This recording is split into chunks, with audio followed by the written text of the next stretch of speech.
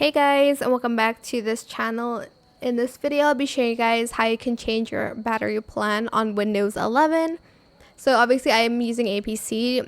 I don't use a battery, but if you do want to change your battery plan, it is in the same place in your laptop. So go to settings, just search settings, and you'll need to go to the system section of your Windows.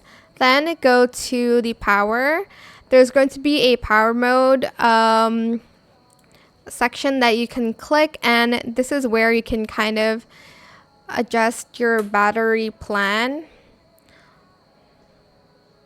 This one's like the energy recommendations to lower your carbon footprint. But if you want to adjust your battery plan, obviously select power mode. I just don't have that right now because I'm on my PC.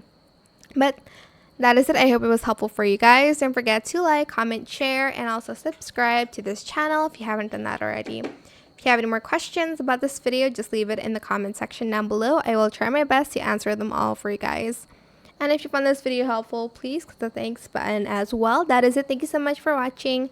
Bye!